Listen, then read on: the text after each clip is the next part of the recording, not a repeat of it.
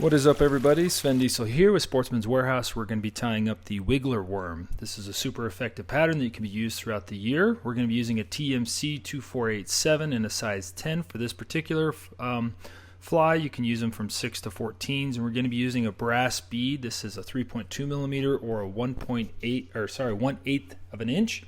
And you can also use tungsten. I prefer brass, but we're going to be also using the wiggler material. This is the large and the medium size. It comes in a few different colors. And then we're also going to be using uni floss. This is in Chinese red. I like using a heavier denier thread, like something above a 200, or this floss, but we're going to secure it all with a little bit of this thin UV resin. So let's go ahead and get started. We got our hook in the vise, and like I said, you can fish these from a size 6 to 14. I prefer 8/10s in that range on a curved shank hook. You could also tie it a variety of different ways, but we're going to be using a brass bead. I don't want a ton of weight on this. I'm pretty much putting the brass bead on here for more of a shiny attractor, and to hopefully give it a little bit of weight, not too much, because I'm going to fish this as a tag, kind of unweighted, with either weighting down my fly with a split shot or also a heavier point fly such as a Euro rig setup. We're going to start our floss here, working our way back towards the bend of the hook, laying down just enough wraps to create a little bit of something to secure this to.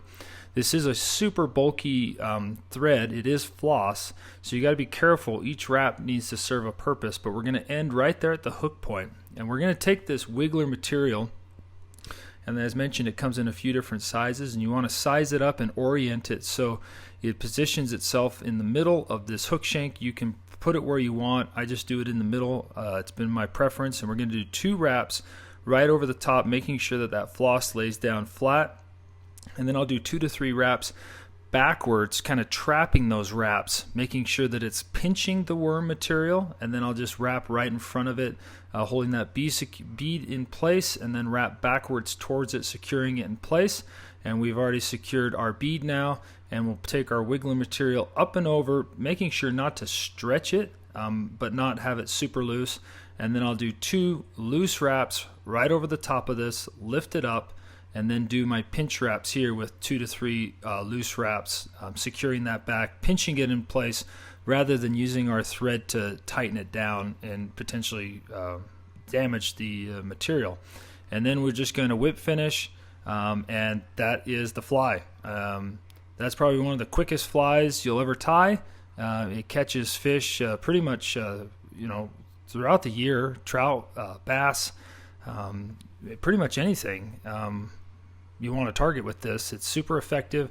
I found the best times to fish it is a couple days after a storm, and then we'll just put a little bit of UV resin just to secure these thread wraps on the bottom side here. You want to make sure not to get that UV resin into the squirmy material, the wiggler material, because then it would potentially burn it.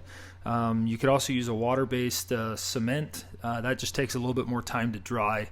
And I found that using the UV resin, only securing those thread wraps, also creates kind of a glowy, see-through, translucent effect on that hook, and works really well. So that's pretty much the wiggler worm, and I like this over other materials because it's a little bit more durable.